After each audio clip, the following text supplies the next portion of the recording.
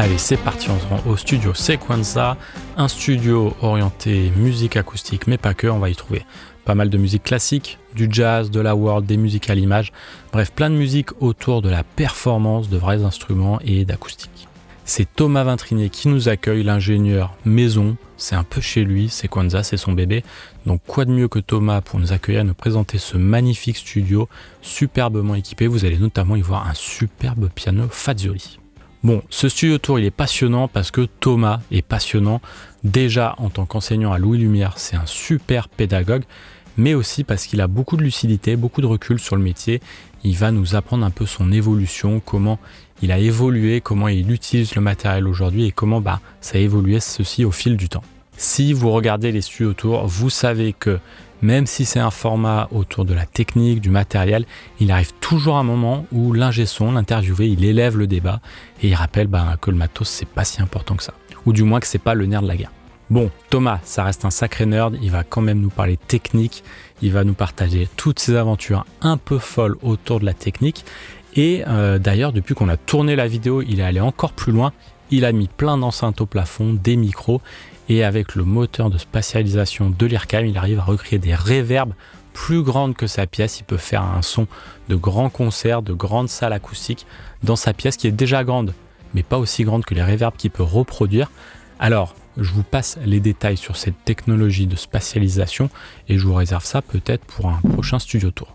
Cette vidéo est sponsorisée par coolkidsaudio.com.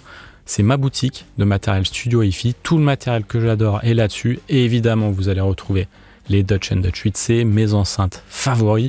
Et vous allez les retrouver aussi dans le studio tour, puisque Thomas, c'est l'un des premiers en France à avoir acheté les Dutch & Dutch. C'est peut-être d'ailleurs le premier à les avoir achetés. Bref, vous allez retrouver ces Dutch & Dutch, mais aussi plein d'autres choses. Des casques à 100 €, ce superbe micro. Donc vous allez avoir de l'entrée de gamme, du haut de gamme et tout ce qu'il y a entre. L'important, c'est que c'est que du matos que j'adore, que je comprends, que je sais utiliser et que je recommande à 100%. Et avant qu'on commence, pensez à aller sur mon site Boring Vic Mastering si vous voulez faire appel à mes services en mastering. Et rendez-vous sur mes pages Insta et TikTok. Vous allez trouver du contenu exclusif, des vidéos que vous ne trouverez pas sur YouTube. Vous allez les trouver sur TikTok et Insta. Donc c'est hyper important si vous voulez rien louper d'aller sur ces deux plateformes-là. Sans plus attendre, je vous laisse donc à la découverte du studio Sequenza accompagné de Thomas Vintrinier.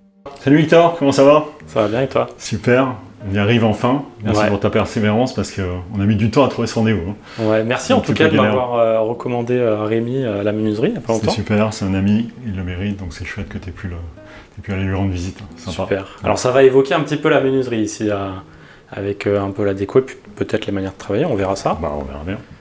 Est-ce que tu me guides dans la cabine de prise? On va faire un tour, on va tout de suite au cœur du sujet. Donc voilà un peu le cœur palpitant du studio Sequenza. Alors avant qu'on en parle, est-ce que toi tu peux te présenter? Ouais, donc je m'appelle Thomas Vintrinier, je suis le directeur, ingénieur du son, marketeur, salesman, balayeur du studio Sequenza. C'est moi qui ai monté l'activité ici de A à Z. J'ai racheté les studios il y a maintenant 17-18 ans. C'était un studio de répète, donc j'avais la chance d'avoir déjà une infrastructure qui permettait de recevoir de la musique. Je pense en particulier à l'isolation phonique. Donc on est dans une structure de bâtiment où il y a une boîte dans une boîte. Un ceinturage de parpaings pleins qui monte jusqu'au plafond, bac acier bétonné, et donc on a une isolation absolument parfaite par rapport au monde extérieur. Donc ça c'est super important par rapport à l'activité qui est ici, qui est, je ne l'ai pas mentionné pour l'instant, mais on est spécialisé musique acoustique. Un bon 50% de mon activité c'est de la musique classique, le reste c'est jazz, musique de film, world, un peu de chansons et par extension aussi des projets hybrides où on va mêler l'électronique et de l'acoustique. Donc voilà un peu ce qui se passe ici. Évidemment, pas le plus important dans l'ordre décroissant, c'est évidemment la musique, les musiciens qui le défendent, les instruments, la qualité des instruments qu'ils ont à leur disposition pour défendre cette musique. Et puis ensuite, le reste, c'est que on fait au mieux pour ne pas abîmer toutes ces choses-là. Donc faire au mieux, ça veut dire une acoustique qui va rendre honneur à cette musique, des équipements qui vont faire en sorte qu'on capture bien ces choses-là. Et puis, on l'espère, quelqu'un de pas trop mauvais aux commandes pour mettre tout ça en jeu, voilà, et rendre la meilleure musique possible derrière. Alors c'est quoi ici l'idée derrière l'acoustique ? Alors l'idée, c'est, comme je le disais, la vocation, c'est musique acoustique. Musique acoustique, c'est je prends un véritable instrument qui émet un son dans une pièce, dans lequel je vais placer un micro et cet instrument va interagir avec une acoustique naturelle. Donc une acoustique qui va avoir une certaine longueur. Si je tape dans les mains, je ne sais pas si ça rendra dans le micro. On entend qu'il y a une certaine prolongation du son. C'est pas ce genre de studio où on est complètement mat, où on est complètement verrouillé sur un son qui va être tout de suite maîtrisé, amorti, hyper sec. Moi, au contraire, j'ai voulu assumer dès le départ le fait qu'il y ait une réverbération naturelle, donc par voie de conséquence. Et ce n'était pas le cas quand j'ai pris les murs ici. Bien, ça a commencé par des traitements simples de surface. Moi, c'est du Kumaru que j'ai choisi il y a longtemps. J'avais trouvé un gros lot dont j'ai justement cédé amicalement une partie à mon ami Rémi de la menuiserie. Donc c'était un gros lot de Kumaru. Le Kumaru a cette particularité d'être un bois très dense. C'est densité supérieure à 1. Concrètement, on prend une lame de Kumaru, on la jette dans l'eau, elle coule. Donc ça donne un peu l'idée de la lourdeur, la densité du bois.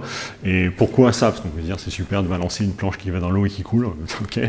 Mais l'idée surtout, c'est d'avoir le maximum d'énergie qui est renvoyée, tout en ayant ces colorations. C'est que l'idée pour moi, j'ai un volume qui est joli, on a plus de 100 mètres carrés, on a 5-6 mètres sous plafond, donc on a déjà un beau volume pour faire des choses, mais l'idée c'est de tirer le maximum par rapport à ce volume-là en termes de longueur élégante d'acoustique. Parce que c'est facile de faire résonner. Hein. On a tous l'expérience dans la salle de bain, on met du carrelage, ça peut durer très très longtemps, on peut taper dans les mains, ça dure 3 heures. Simplement, la qualité de l'acoustique, la signature acoustique est évidemment dégueulasse. Là ici, j'ai essayé d'avoir les deux en même temps, à savoir tirer au maximum ce qu'on pouvait en termes de longueur de son. Et puis à l'inverse, d'avoir aussi cette qualité chaude de bois voilà, qui est imitable, quoi. Donc ici, le but du jeu, ça a commencé par le sol. Donc là, ici, c'est l'IP, bois exotique encore. Pourquoi? Toujours pour les mêmes raisons, de densité de bois. Et puis donc Kumaru au mur. Et voilà, donc ça a été traité au fur et à mesure. Donc voilà, donc ce que tu vois ici, c'est un peu l'état au jour d'aujourd'hui. On en parlait en introduction tout à l'heure avant de lancer la caméra, que c'est jamais fini. Je confirme, c'est jamais fini. C'est jamais fini, c'est qu'il y a toujours des petits trucs à rajouter. Les dernières touches, c'était ces petits diffuseurs, on appelle ça des diffuseurs 3D. Ou 2D plutôt, ça dépend. Ça c'est 1D, ça c'est 2D. Voilà, donc en gros des diffuseurs qui éclatent dans l'espace. Qu'est-ce que je peux te raconter intéressant? Si après, sans divulguer des grands secrets, j'ai des projets aussi pour cette pièce en termes d'acoustique. J'ai très envie de tester une acoustique active. Du fait de la vocation musicale du studio, j'ai envie de faire des essais en ayant un moteur de reverb type spatialisateur de l'IRCAM, avec un certain nombre d'enceintes réparties dans la pièce, principalement au plafond, et de réinjecter en fait une acoustique virtuelle en plus de l'acoustique déjà existante du studio. Donc tenant compte de ce qu'est capable de faire le studio, alors sans rentrer dans les détails, je ne sais pas jusqu'où tu veux aller dans les détails techniques, mais le studio ici, ce qui est vraiment intéressant, c'est qu'il va me donner beaucoup de premières réflexions. C'est un studio où la notion de distance critique est vraiment intéressante. On peut vraiment jouer sur la 3D dans une captation naturelle. D'accord. Ce qui manque du fait des goûts d'une part et puis du volume, c'est la grande longueur auquel on est habitué dans certaines formations classiques, à savoir aller jusqu'à 2 secondes, 2 secondes et demie. On ne les a pas ici, on ne va pas se mentir. Par contre, du fait des premières réflexions qui, elles, sont beaucoup plus difficiles à simuler dans un environnement, surtout avec une paire principale, là, je l'ai. Là, j'ai ça. Donc, c'était vraiment la vocation. Donc, l'idée, si tu me vois arriver, c'est de pouvoir rajouter juste ce qui manque, à savoir cette longueur. Et j'ai très envie de faire des essais très prochainement en mettant 6, 8 haut-parleurs au plafond avec un moteur de reverb qui tourne pour rajouter juste ce petit enveloppement supplémentaire. Ça s'appelle comment cette technologie de l'IRCAM ? Le spatialisateur, c'est en fait une techno qui date d'il y a bien longtemps. J'ai fait un stage à l'ERCAM, ça va trahir mon âge, mais c'est dans les années 90. Et effectivement, voilà, il y avait déjà un moteur software qui tournait, qui consistait comme son nom l'indique, à spatialiser des objets. Donc tu prenais des objets mono, secs, on va dire, et tu les plaçais virtuellement dans un espace recréé. Dans un espace sonore recréé. Voilà. Donc l'idée c'est de...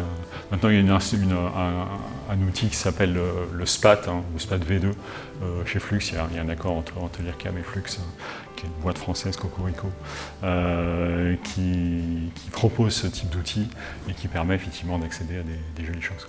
Très bien. Voilà. Donc là, voilà un petit peu les envies que j'ai, donc comme on le disait.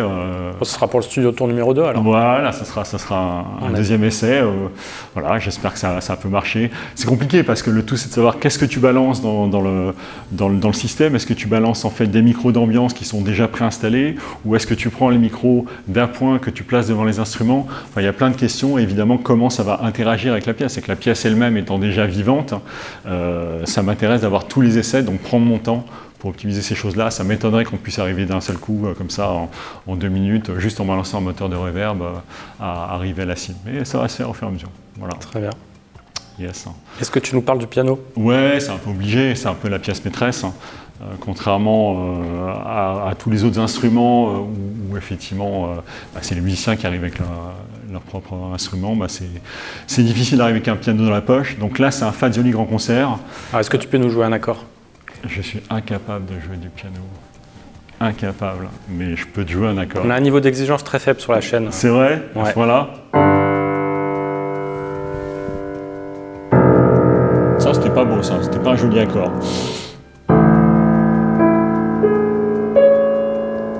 Voilà. Je ne suis pas pianiste, je suis oboïste, donc je pourrais au pire te sortir un petit peu de son de hautbois, mais je ne suis pas pianiste. Ok. Alors, voilà. Qu'est-ce que c'est un Fazioli? Alors, Fazioli, piano italien, on est en toute modestie dans le haut du panier avec Steinway. C'est un instrument, celui-ci en particulier, c'est un instrument hybride. C'est un instrument qui a déjà une trentaine d'années, mais qui bénéficie des dernières améliorations en termes de mécanique Fazioli. Fazioli était identifié dans ses premiers âges comme un instrument un petit peu lourd au clavier, un petit peu difficile à jouer, un peu comme un Bösendorfer. Et on a dès le début, j'ai eu la chance d'avoir une très belle collaboration qui continue à perdurer, j'espère pendant assez longtemps, avec Jean-Michel Dodon, qui est mon accordeur en chef, qui met les mains sur le piano, qui est celui qui le règle, qui est celui qui l'optimise, qui est celui qui intervient dessus. Donc récemment, ça fait 1 an et demi, 2 ans maintenant, on a changé tous les marteaux, tous les étouffoirs, et puis ensuite c'est un travail de long terme, c'est un travail où chaque fois qu'il vient faire un accord, je lui dis voilà, je sais pas ce que tu en penses, là ici j'entends une note qui va un petit peu vriller, ou une autre qui est un petit peu au-dessus, ou là je le trouve un petit peu clair en ce moment, donc il va reprendre, c'est un accordeur de génie, et donc il va reprendre ces choses-là pour amener le piano là où on pense qu'il doit être bien. Donc, c'est à la fois mon goût que j'assume, à savoir un piano rond, large, orchestral et ouvert sans être claquant dans l'aigu, mais c'est aussi alimenté par tous les retours des musiciens. Donc en fait, ce piano-là, en fait, c'est un peu la convergence de toutes ces contributions qui ont sédimenté et qui se retrouvent à l'intérieur de cet instrument. Ok. Voilà. Et comme chez Rémi, tu as une prise électrique sur ton piano. C'est en fait un système qui permet de maintenir le piano en température et en hygrométrie. C'est un humidificateur et déshumidificateur, c'est ça? Ouais, c'est ça. Voilà. Okay. Et alors, comment ça se traduit? Ça se traduit par une très grande stabilité de l'accord. Ça, c'est fondamental. Et surtout, un piano qui sonne pareil. Ça, c'est super important, évidemment. Est-ce que tu nous parles d'un autre équipement dans ta... En fait, j'ai fait le choix ici de mettre les préamplis dans la régie. Alors on ne l'a pas dit, mais je suis un malade de tout ce qui est optimisation maximum des équipements, c'est-à-dire faire en sorte qu'ils soient utilisés au top de leur capacité. Ça veut dire quoi? Ça veut dire bien les alimenter. Donc avant même de parler des équipements, tout le circuit électrique étant triphasé, avec une phase dédiée à l'audio, puis les 2 phases restantes pour d'une part mon appartement qui est juste à côté, et puis d'autre part tout ce qui est utilitaire, la lumière, les radiateurs, etc. Donc il y a une phase dédiée à l'audio, donc qui est le plus propre possible, et donc avec des circuits un petit peu surdimensionnés pour amener effectivement l'énergie aux équipements. qui sont là. Alors comme je disais, pour moi j'ai fait le choix de mettre les préamplis ici. Pourquoi? Parce que le chemin du signal qui est à protéger, c'est ce qui se passe entre le micro et le préampli micro. Donc c'est un signal très faible, et bien que le signal soit symétrisé, toute perturbation qui arrive sur la ligne, elle sera amplifiée par un équipement comme celui-ci qui est un préampli micro, et les ordres de grandeur, c'est 30, 40, 60 dB, ce qui est gigantesque. Ramené en puissance absolue, enfin en multiplicateur de puissance, c'est gigantesque. Donc même si c'est symétrisé, la symétrisation n'étant jamais parfaite, et puis la topologie même des câbles n'étant jamais parfaite, une perturbation arrivant sur un câble micro peut être très embêtante. Donc c'est pour ça qu'on a tout intérêt à diminuer au maximum la distance entre le micro et le préampli micro. Voilà la raison de ce choix de mettre les préamplis, en tout cas les plus importants, ici. Donc les préamplis les plus importants, c'est principalement, comme par hasard, ma paire principale, on est en classique, les ambiances, et puis les micros d'appoint des instruments solistes les plus importants. Donc l'objet, c'est de capturer ce qui sort du micro de façon le plus fidèle possible, et juste de donner l'amplification nécessaire avec assez peu d'interprétation. Il y en a toujours et c'est assumé, mais avec assez peu d'interprétation pour effectivement transmettre ça aux convertisseurs qui sont derrière.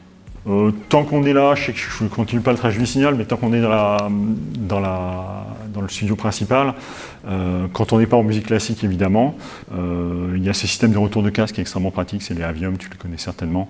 C'est un système qui permet d'envoyer des stems depuis la régie et de laisser aux musiciens la possibilité de faire ses propres mix. Je finis juste, tu n'as pas vu peut-être encore, il y a une cabine qui est une cabine souvent utilisé pour drums ou instruments à isoler. Voilà, il y a un petit peu de bazar parce qu'il y a les panneaux acoustiques qui nous servent à isoler quelques instruments supplémentaires dans la salle principale. Et puis sinon, là-haut, on a une cabine supplémentaire solo. Mes enfants adorent se mettre là-haut pour lire les bandes dessinées. C'est une petite cabane. Et du coup, qu'est-ce que tu mets là-dedans, tu m'as dit? Par exemple, une voix, quand on veut isoler une voix, par exemple un chanteur ou une chanteuse, là, ici ça marche très bien, tout est extrêmement amorti. Tu l'entends déjà, je ne sais pas si tu l'entends quand je parle, tout est extrêmement sec, évidemment tout est rembourré de partout de coussins. Voilà, on descend. Oui.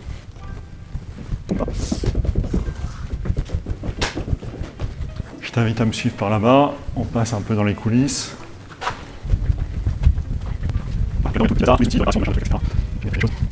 Et là, on se retrouve dans la cabine de captation, régie de captation. Donc là, pareil, c'est un peu le même esprit que j'ai mentionné tout à l'heure, à savoir cette volonté d'avoir un signal le plus propre possible depuis le micro jusqu'à l'ordinateur. Donc, je rappelle, on a musicien évidemment, musique en premier, musicien là-bas, préampli ici. Ensuite, on passe dans les convertisseurs. Chez moi, j'ai fait le choix d'une conversion DAD, Digital Audio Denmark. Ça fait partie de ces convertisseurs nouvelle génération. En fait, on a une matrice haute vitesse de commutation et dedans, tu insères des cartes, que ce soit des cartes DAN, que ce soit des cartes AD, des cartes DA, AES, EBU, MADI, etc. En gros, puis après, tu fais, comme dans la carte, comme dans Total Mix de chez RME, tu fais des connexions virtuelles. Donc ça permet effectivement de faire du routing très très rapidement. Donc ça, c'est le DAD AX32. Et puis ensuite, on se retrouve dans ma station principale, qui chez moi est Sequoia. Il y a quelques fonctionnalités que je trouve nulle part ailleurs. Une en particulier qui est très avancée chez Sequoia, ce qu'on appelle la démarche objet. C'est quelque part dans chaque clip, et dans chaque clip, en fait, sous Sequoia, tu as l'équivalent d'une console de mixage. Tu nous parles du monitoring? Monitoring, si ça te dit. Monitoring enceinte, alors toujours pareil, dans ce souci d'être le plus droit possible. Le trajet du signal, je le rappelle, micro, préampli micro, on rentre dans la conversion, on rentre dans Sequoia, qui fait mix en interne pour beaucoup de mix classiques. On parlera de la console après si ça t'intéresse.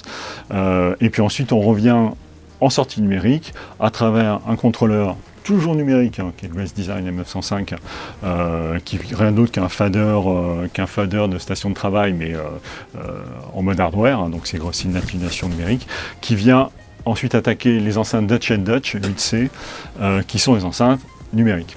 Alors c'est des enceintes qui sont... Ça t'intéresse qu'on aille plus dans le détail? C'est pour ça que tu es là, j'imagine. Moi je gagne ma croûte en vendant des Dutch, donc c'est vrai? avec Fred Perrin. Sans déconner. Ouais. Ah ouais, c'est cool. C'est comme ça moi que Fred Perrin m'a bien sûr, c'est comme ça. Bah oui, absolument. Bon, je suis un grand fan, donc je gagne pas d'argent là-dessus, je tiens à le mentionner. Je suis pas sponsorisé par Dutch Dutch, mais j'ai été parmi les premiers à choisir ces enceintes. En gros, le principe, c'est ces enceintes dites dernière génération avec des SP, voilà, ça c'est un gros patra. En gros, qu'est-ce que ça fait? C'est des enceintes qui sont déjà très bien réglées, tout le filtrage actif à l'intérieur est très bien fait. Bon, ça maintenant on commence à savoir le faire. L'intérêt, c'est que comme c'est des enceintes numériques, ce filtrage actif est fait aussi en numérique avec l'intérêt de faire du filtrage à phase linéaire, ce qui permet d'avoir un recouvrement optimal des haut-parleurs entre eux, avec un réglage qui est vraiment très poussé. Je dis ça parce qu'on en parlera de l'autre côté. Je suis en train de faire moi-même à la mano le filtrage, les crossovers. On en parlera pour les grosses enceintes que tu verras de l'autre côté. Donc tout ça pour dire que beaucoup de respect pour les ingénieurs qui font ça. C'est une tannée de bien faire les crossovers pour effectivement tenir compte des caractéristiques intrinsèques de chaque haut-parleur, du haut-parleur dans son bafflage, et puis ensuite de faire tous les recoupements afin qu'ils soient compatibles entre eux, avec quelle pente, quel retard les uns par rapport aux autres. Enfin, c'est une tannée. Bref, tout ça pour dire que c'est bien fait de ce point de vue-là, évidemment intrinsèquement en chambre anéchoïque, mais en plus ces enceintes qui tiennent compte de l'environnement de la pièce. C'est-à-dire que dans le, on va appeler ça le driver de l'enceinte, tu rentres la distance au mur arrière, tu rentres la distance au mur latéral, et quelque part ça en tient compte pour, de façon optimale, utiliser les murs comme contributeurs, comme source image, vu du point d'écoute. Je m'explique. Imagine tu as un pied de grosse caisse qui est enregistré. Le pied de grosse caisse, il y a des haut-parleurs, il y a une partie grave qui est devant, une partie qui est derrière. Spontanément, on se dit, voilà, ça a été mis là et là. Mais non, ce qui va se passer, c'est qu'on va dire, on arrête dans le temps, on fiche dans le temps le haut-parleur avant. Le haut-parleur arrière commence à envoyer le sub, la contribution grave du kick vers l'arrière, va rebondir sur le parpaing plein qui est derrière, qui va revenir à l'avant, et hop, au moment où les fronts d'onde s'alignent, les deux vont s'additionner. Donc il y a un petit délai sur les haut-parleurs avant. Il y a un micro-délai qui est dû dans tous les cas au filtrage. Alors les délais, c'est de l'ordre de, je sais pas, Fred serait plus fort que moi, mais enfin, en tout cas pour moi, en termes de monitoring, par rapport à ce dont j'ai besoin, je suis tout à fait à l'aise. Voilà. Donc, voilà, donc je ne sais pas si je suis allé très loin, mais... Ça fait combien de temps que tu as adopté ce système? Voilà, ça fait maintenant... j'étais vraiment parmi les premiers, j'avais le numéro, je ne sais pas, 200 ou 300 de mémoire. Ah oui, donc en studio en France, tu es peut-être le premier. Peut-être, ou un des premiers. Je ne sais pas s'il y a une médaille pour ça, mais en tout cas, j'étais un early adopter, comme ils disent, donc okay. J'étais convaincu assez rapidement. Bref, qu'est-ce que j'y trouve? Parce que c'est bien gentil, toute la techno, tout ça, machin. Qu'est-ce que j'y trouve? Pour moi, ce que j'y trouve, c'est évidemment la transparence du son. Tu as compris que c'était quelque chose de très important pour moi de capturer l'événement sonore tel qu'il a été pensé par le musicien. Donc tout ça, on verra après si on parle de tout ce qui est microphonie, etc. Mais en tout cas, on définit un fantasme de son avec le musicien. Et le but du jeu, c'est que les enceintes me retraduisent le plus proche possible ce qu'il y a sur la bande. Okay. Donc ça, c'est évidemment la notion de transparence, mais avec la transparence, parce que souvent transparence dans le monde classique est associée inconsciemment ou pas à pas mal d'aigus, pas beaucoup d'épaisseur, de densité, de matière, enfin voilà. Pour moi, c'est un peu comme le Fazoli, je voulais les deux, à savoir de cette élégance, de cette transparence, de cette ouverture. Je veux entendre la 3D, je veux entendre les plans sonores, je veux entendre qu'un instrument est derrière un autre, ça j'ai besoin de l'entendre, donc ça elle me le donne, mais en plus, quand j'ai une contrebasse, quand j'ai un clavecin, on n'y pense pas assez, mais ça envoie du grave très très bas, très très bas. Donc toutes ces choses-là, toutes ces informations de densité de son et de fait de sentir qu'on est dans la salle, sentir qu'on est devant un instrument réel, elles le donnent. C'est des enceintes qui descendent à 30 Hz, donc voilà, moi j'en suis ravi, quoi. Donc j'ai les deux à la fois. Je sais pas comment le transmettre, mais vraiment c'est cette notion un petit peu étonnante d'avoir à la fois beaucoup de matière, de muscles. On imagine des gros haut-parleurs comme ça avec beaucoup de densité, mais en même temps cette élégance. Voilà. Imagine peut-être Teddy Riner, tu vois, l'élégance du geste du judo, mais en même temps la puissance de quelqu'un qui C'est les Teddy Riner des enceintes. Le Teddy Riner des enceintes, tu vois. Je sais pas si... C'est vrai qu'en tout cas, elles sonnent comme des grosses enceintes. Ouais, c'est ça. Ça, c'est quelque chose qui revient souvent. C'est vrai. Et certainement que le fait que ça descend très très bas, ça doit y jouer.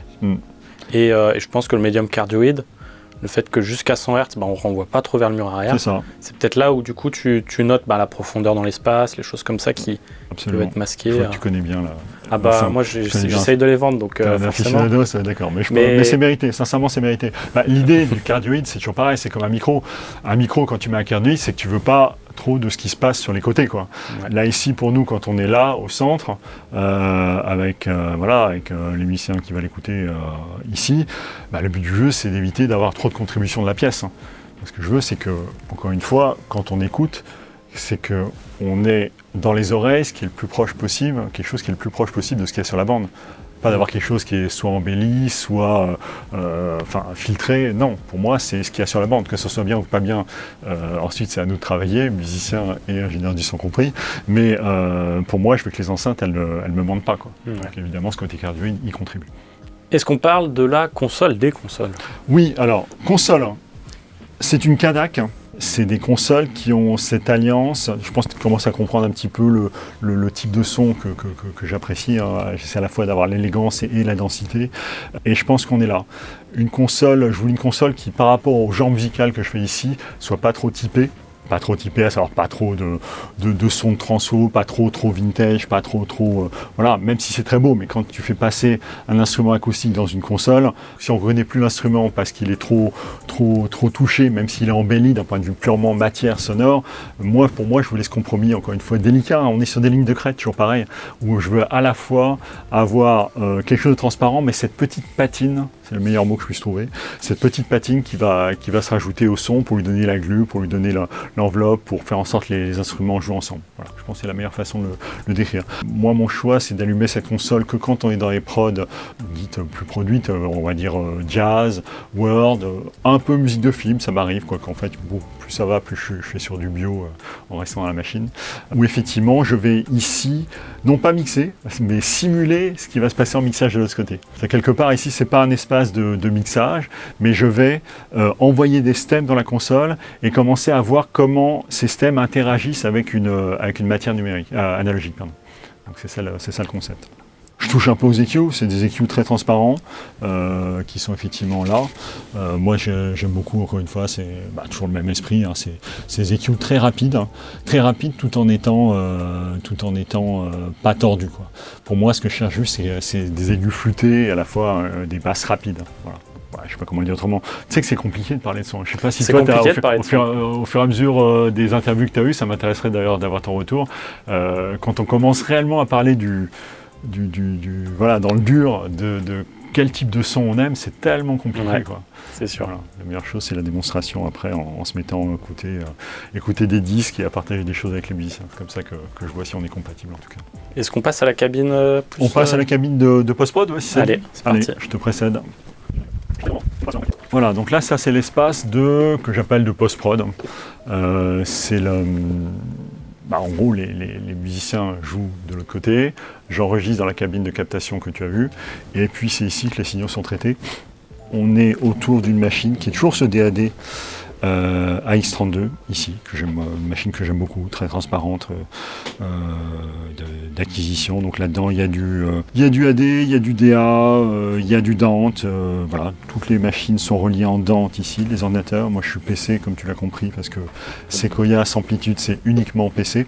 Je sais pas si on rentre dans la petite guéguerre rigolote en même temps, parce que je rigole avec pas mal de potes qui sont des maqueux. Moi, je suis un PC. Moi, je suis quelqu'un qui aime bien rentrer dans le truc, ouvrir le capot, changer des paramètres, optimiser, etc. Donc oui, le PC était fait pour moi. Et ça tombe bien, l'outil dont je te parlais tout à l'heure, qui s'appelle Sequoia, qui est ma station préférée, est sous PC. Donc là, voilà, la config...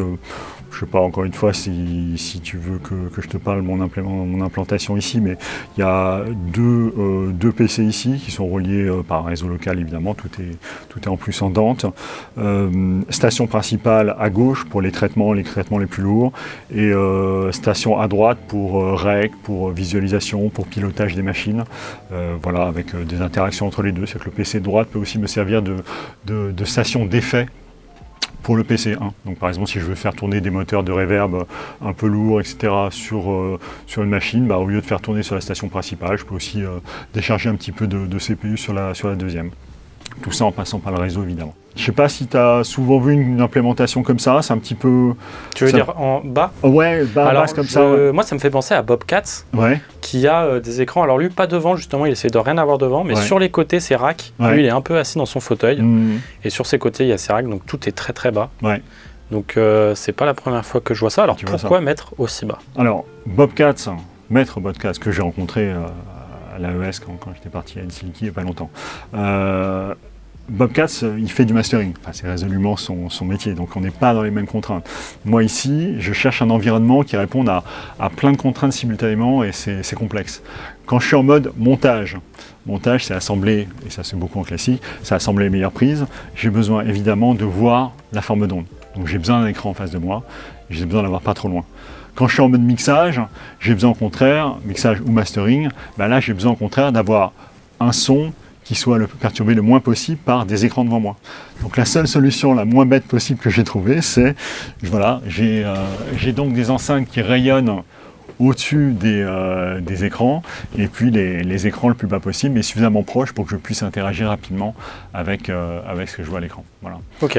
Tu constateras en particulier que j'ai pas de fader devant moi. Enfin, qui dit fader dit souvent automation. Plus ça va, plus je souhaite laisser au maximum la musique telle qu'elle a été pensée et voulue par les musiciens. C'est super important parce qu'on est dans une démarche, surtout avec tous les outils qu'on a à notre disposition, on est souvent dans une démarche d'hyper-contrôle, de réinterprétation de la matière sonore. Pour moi, c'est peut-être avec l'âge, mais plus j'avance dans le temps, plus je revendique le bio, à savoir à un moment donné, il y a eu un événement sonore, un événement musical, voulu par les musiciens, et il y a un équilibre du fait de l'interaction spontanée entre eux, et dès que tu vas changer quelque chose, pousser un instrument par rapport à un autre, quelque part, tu vas avoir une espèce de pyramide qui va se casser. Alors certes, en faveur de quelque chose, tu vas te dire, oui, mais là, on a envie d'écouter un peu plus l'alto, donc je vais pousser l'alto. Certes, ça peut être intéressant de pousser à ce moment-là, mais l'équilibre qu'ils ont trouvé entre eux, tu vas le perturber. Et plus j'avance... Et toi, le temps passe et t'en fais moins. Ouais, exactement, j'en fais moins. Et j'en fais moins au sens du mixage, au sens du toucher. Par contre, j'en fais peut-être plus au moment de la captation avec les musiciens. C'est là où justement, eux, ils arrivent avec des jours, des mois, voire des années de travail pour défendre un projet. Ils arrivent ici et moi, je reçois humblement ce travail-là, et je suis quelque part un des premiers auditeurs naïfs de leur travail. Et c'est là où il y a toute cette interaction qui s'opère, donc on appelle ça direction artistique, où en fait, effectivement, va y avoir un dialogue qui va s'opérer avec quelqu'un qui reçoit naïvement cette musique pour la première fois, et puis les musiciens qui ont travaillé, qui ont une idée de ce qu'ils veulent projeter. Et puis là, il y a un dialogue qui se met en place, dire voilà, moi j'ai entendu ça, est-ce que c'est là où vous voulez aller, etc. Donc, tout ça pour dire que je suis bien plus intéressé par une discussion, une interaction de qualité musicale en amont, en tout cas lors de la captation, plutôt que me dire ouais, effectivement, le violon 2 était un peu faible à cet endroit-là, je vais le repousser parce que j'ai un fader qui me permet de le faire. Non. Ok. Ouais, vraiment. Ça, j'y crois. Donc, tout ça pour dire que la partie mix avec la notion de fader dont j'aurais absolument besoin lors de mon travail, plus ça va, plus je me suis rendu compte qu'en fait, j'avais beaucoup moins besoin au fur et à mesure. Voilà, c'est un choix complètement assumé. Et si le mix est bon, ça c'est souvent un signe très caractéristique pour moi. Tu sais, la question, je ne sais pas si tu as déjà eu cette discussion avec des ingé-sons, de se dire à quel moment tu arrêtes le mix. Ah, mais ça c'est... À quel moment tu te dis c'est bien, quoi. Là où je pense qu'un mix marche très fort, il marche très bien, j'ai souvent constaté, c'est quand justement, tu es au point où quand tu lâches tout, tu n'es pas dans l'hyper-contrôle à vouloir bouger à tel moment, voilà, là plus de ci, là plus de ça, ça marche tout seul du début de la chanson à la fin. j'ai souvent constaté que pour moi, le bon mix, c'était à ce moment-là. Ok. Est-ce que tu nous parles un petit peu des consoles ? Donc il y a beaucoup de choses qui sont faites en interne dans Sequoia, mais sur certaines prods, tu peux avoir besoin, là pour le coup, d'avoir une vraie interaction avec un vrai fader. Donc là, je ne le renie pas totalement. Et là, écoute, j'avais acheté au tout début du studio une Yamaha DM2000. Et pour le boulot, j'ai pas réussi à trouver mieux. Concrètement, elle fait toujours son taf. Et voilà. C'est juste un contrôleur ou alors vraiment Non, c'est le signal passe dedans. Le signal passe dedans. C'est que vraiment tu rentres en MADI et en AES dedans, et les signaux dedans, et pourvu que la sommation soit bien faite, c'est censé ne pas interpréter le signal. Et puis, je ne l'ai pas mentionné, mais le DAD, qui est le même qu'en captation, du fait de ces routages virtuels, je peux avoir des templates où j'ai un template où je travaille en interne pur, un template où je travaille en utilisant la console pour faire des automations avec un vrai fader. Et puis ensuite, j'ai la version hybride où je commence à faire intervenir des équipements analogiques. Alors j'en ai quelques-uns, j'en ai plus des masses. C'est vrai que plus ça va, pareil, plus je suis allé vers le bio. Mais par rapport aux prods que je fais, voilà, j'ai encore quelques machines qui me restent. Donc qu'est-ce qu'on a, un petit Also ? Un petit Also, on a l'EQ Pooltech de Momo, pour les connaisseurs, et puis un Vertigo VSC2. Voilà, donc c'est effectivement un rack. Que des belles choses. Un rack sympa. Avant, j'avais des Sta-Level, avant, j'avais un Fern, avant, j'avais des distressors, etc. Mais à chaque fois, par rapport aux prods que je fais, toujours dans cette même logique de qualité de son et de bio, je m'en suis séparé parce que je n'utilisais pas. Et j'ai peut-être, c'est pas une justification, mais je pense que ça peut être intéressant d'en parler une seconde, faire une pause là-dessus. Encore une fois, toute la vocation du studio, c'est de faire une musique acoustique. Musique acoustique dit, pardon pour la porte enfoncée, une acoustique réelle autour. Donc acoustique réelle, ça veut dire aussi des plans sonores. C'est-à-dire qu'il y a un instrument qui est devant, il y en a un autre qui est un peu sur le côté, un peu plus loin, etc. Et en fait, j'ai constaté, et ça c'est inhérent à l'analogique, que chaque fois que tu introduis un équipement, que ce soit un convertisseur, que ce soit un compresseur ou une EQ, etc., tu vas rajouter une saturation, alors une saturation qui est jolie à l'oreille, mais la saturation a systématiquement pour effet d'écraser les perspectives. Systématiquement. Alors c'est exactement ce qu'on recherche justement dans les prods actuels, à savoir avoir l'instrument le plus in your face possible. Voilà, tu as un kick, tu as l'impression qu'il est plus gros que nature. Ces équipements-là te permettent effectivement d'annihiler toute forme d'acoustique pour le rendre le plus vers l'avant possible. Moi, à l'inverse, je cherche à préserver ces micro-informations d'espace. Ces micro-informations d'espace, c'est quoi ? Encore une fois, l'acoustique, c'est capturé par un micro, c'est un instrument qui joue dans une pièce, qui va envoyer, tu imagines une espèce de lobe de rayonnement de l'instrument. Ce lobe va taper contre les murs, d'accord, va revenir vers le point de captation, vers le micro, et donc l'instrument, tu vas avoir le son direct plus les N retours qui s'appellent les rebonds, c'est ce qu'on appelle les premières réflexions, qui vont revenir au micro. Simplement, tu comprends bien que ces retours, ces micro-réflexions, plus ça va aller, plus ça va être des réflexions d'ordre N, plus elles vont être extrêmement faibles. Et donc, si tu vas avoir un équipement qui va écraser ces mini-informations d'espace que l'oreille... en plus, c'est aussi une réduction de la dynamique. Ça fait aussi partie de ça. Donc, tous ces éléments-là s'additionnent, comme tu le dis bien, pour effectivement écraser ces fameux équilibres, ces fameux plans sonores que je cherche à respecter. Okay. En fait, je sais que je suis dans un paradoxe, parce que tout ça, je parle de transparence, mais en fait, il y a un paradoxe qui est toujours là, qui est que, à la fois, oui, transparence assumée, mais en même temps, interprétation. Je sais pas comment, et je sais pas quelle est la bonne façon. Peut-être toi, avec l'image, tu aurais peut-être plus de facilité que moi à en parler, mais tu vois, c'est un peu comme quelqu'un qui a un boîtier numérique avec beaucoup de résolution, mais tu fais le choix d'un objectif particulier, ou de mettre un filtre, ou de mettre un éclairage. C'est ça que j'appelle l'interprétation. C'est qu'à la fois, tu es dans l'hyper-précision, d'un point de vue technique, on n'est plus dans le Polaroid en termes de résolution pixels, mais en même temps, tu as ce côté recherche de la mise en scène. Et donc, je ne m'interdis pas, même après la captation, de réinterpréter cet espace autour, mais en faisant en sorte justement de ne pas casser cette perspective que j'ai vraiment cherché à sauvegarder. Voilà, bon, pardon si c'est pas forcément clair, mais c'est le plus honnête possible. Très bien. Voilà. Tu me demandais, on finit le tour des consoles, vu que ça va t'intéresser, puis ensuite on passera au monitoring. Console, on est dans la même logique, c'est à nouveau une Cadac. et j'ai besoin de dire que je suis fan de cette marque. Kadak, là on est une génération encore plus ancienne, et là on est dans la version assumée de la couleur. Contrairement à l'autre qui a cet équilibre assez difficile à trouver entre la transparence et puis cette patine, là la patine elle commence à être bien épaisse, hein. On est plus dans des logiques type Nive avec des gros transfos, etc. Mais voilà, il y a des tranches avec du marinaire dedans, donc en fonction des besoins, je vais chercher du marinaire. Voilà du marinaire, sinon c'est du Lundal, c'est pas dégueu, hein, le Lundal aussi, ça va bien. Donc on est plutôt bien. Okay. Donc, tout ça pour dire qu'en fonction des prods, évidemment les prods les plus actuels, hein, là effectivement j'assume de chercher la couleur, et là je rentre là-dedans, et c'est fait pour. Et en tout cas c'est nettement plus accessible qu'une Nive, qui est toujours avec ces côtés sandwich là, qui est très compliqué à manipuler. Là au moins chaque module est bien fait. Là c'est un module préamp, là c'est des départs auxiliaires, et là c'est le module EQ. Tu vois, c'est propre, c'est net, c'est sans bavure, c'est bien fait, quoi. Ok. Voilà. On va aller voir les enceintes. Allez, on va voir les enceintes, hein. On passe de l'autre côté. Alors sur ma chaîne, j'ai une petite communauté hi-fi, parce que je parle aussi hi-fi. Ah bah super. Donc du coup ça va plaire ça tombe bien aux spectateurs audiophiles. Alors, en fait, bon, je vais pas beaucoup parler de moi, puis c'est pas l'idée de passer des heures sur ma pomme, mais j'avais un autre métier avant, qui avait rien à voir, j'étais en conseil, mais c'était il y a 20 ans maintenant. Et en fait, j'étais déjà, évidemment, comme tu peux l'imaginer, complètement passionné de musique, et j'écoutais énormément de musique chez moi. Je dois avoir 2500, 3000 disques vinyles à la maison. Je les ai toujours, avec une platine Line LP12, donc s'il y a des audiophiles qui connaissent bien ces machines-là, ils savent de quoi on parle.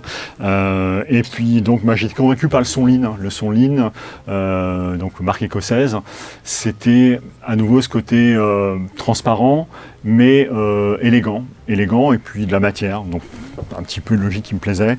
Donc moi je suis parti, donc là tout ce que tu vois c'est en fait des enceintes que j'avais dans mon salon, je m'étais fait plaisir à l'époque, et ça s'appelle les Comrie, qui ne se font plus maintenant.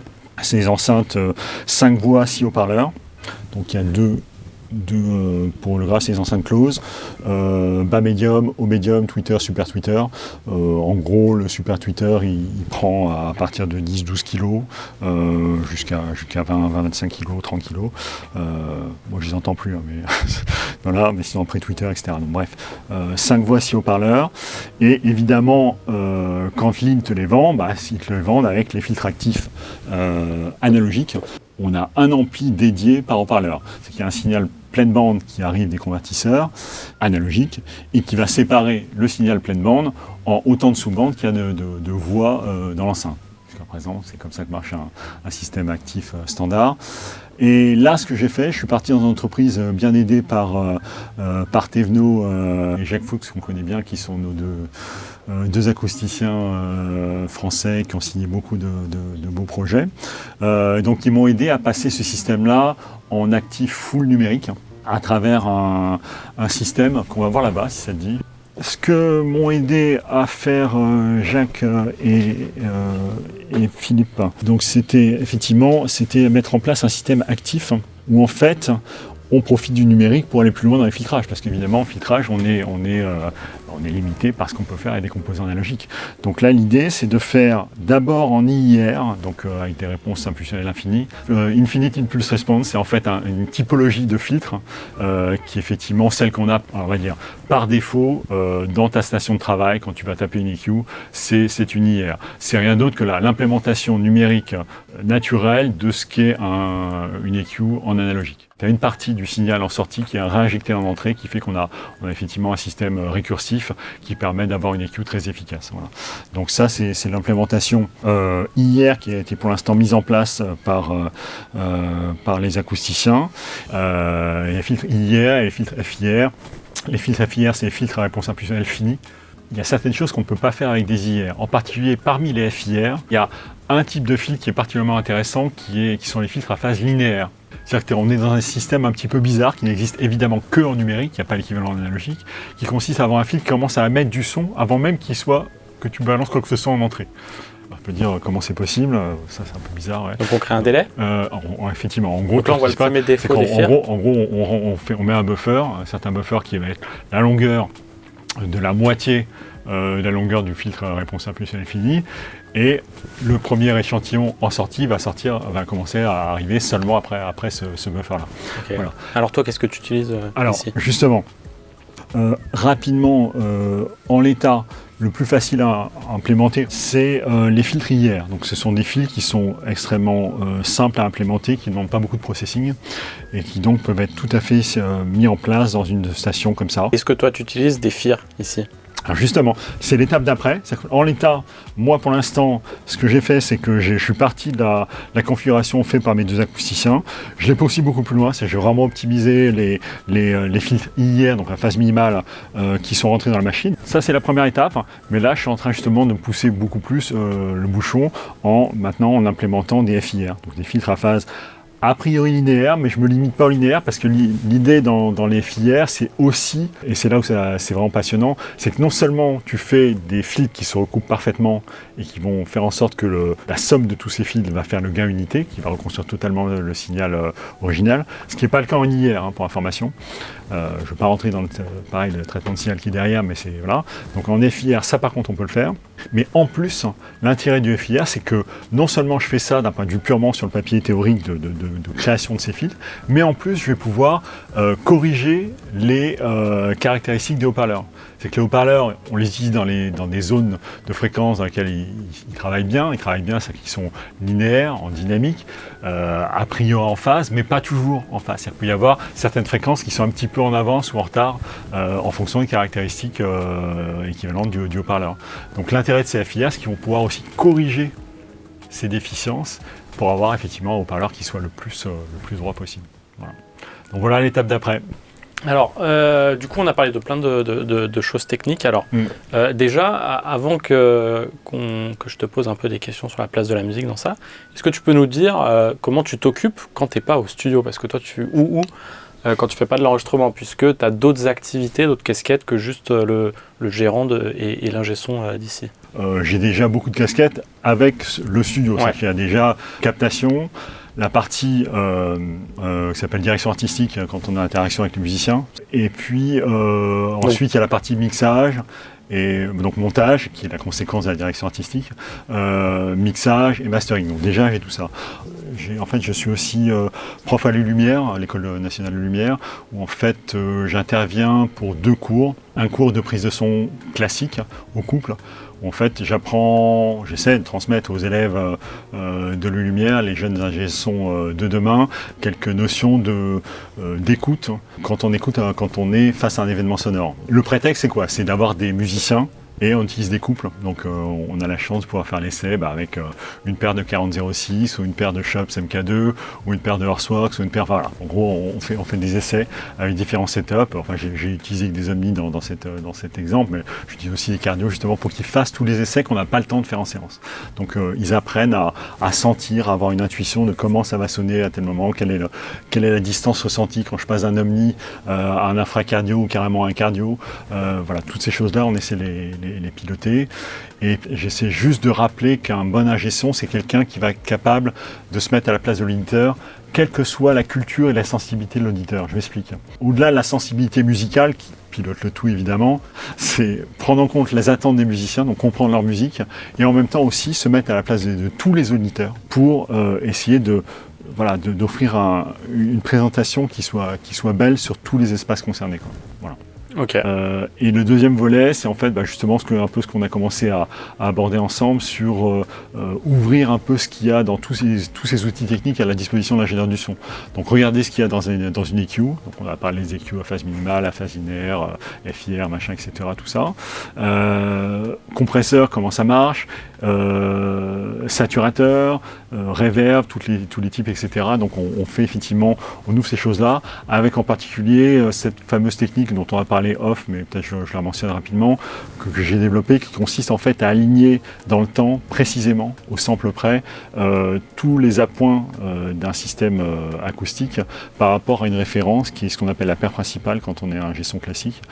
Le but du jeu là ici, c'est pas de créer un espace sonore qui n'existe pas, comme on le fait avec des reverbs par exemple, ou avec le spatialisateur, mais vraiment de reconstituer en 3D la scène sonore de l'espace que l'on a capturé. Ok, voilà. Passionnant. Donc ça c'est une belle initiative aussi. Très bien. Voilà.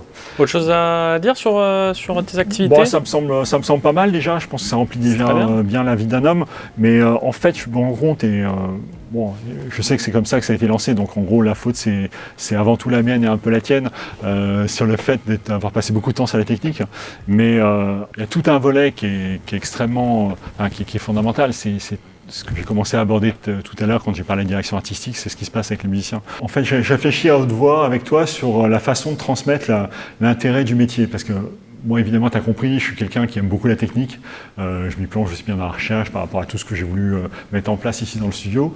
Mais évidemment, tout ça n'a de sens que si on sert quelque chose de plus grand, en l'occurrence la musique, et si on sert une belle intention musicale, un bel objet musical. Et à la fois, c'est une évidence et en même temps, c'est extrêmement compliqué à transmettre. Mais alors comment toi tu fais pour remettre un peu la musique au centre, pour pas te perdre dans la technique, pas te perdre à trop y réfléchir? Est-ce qu'au fur et à mesure des années, toi tu as évolué d'ailleurs sur ce sujet? Alors résolument, évidemment. Quelque part, ça va avec la maturité. La technique, j'en parle beaucoup parce que, encore une fois, c'est une matière que j'aime beaucoup interroger. Comme j'ai dit, recherche et autres nouvelles technologies, il y a mon côté geek qui ressort, c'est complètement assumé. Mais ce qui est complètement assumé aussi, c'est que tout ça est derrière.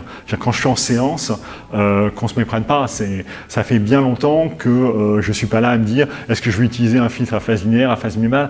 Bien sûr, à un moment donné, je peux aller taper une EQ, je peux ouvrir un compresseur, je peux lancer tel ou tel type de routing, etc. Mais c'est comme un geste technique, c'est comme un réflexe. Un peu comme tu demandes à un sportif, est-ce qu'il pense, quand il fait une course de 100 mètres, est-ce qu'il pense à pousser nécessairement les épaules? En fait, peut-être qu'il le fait, donc peut-être mon exemple est mauvais.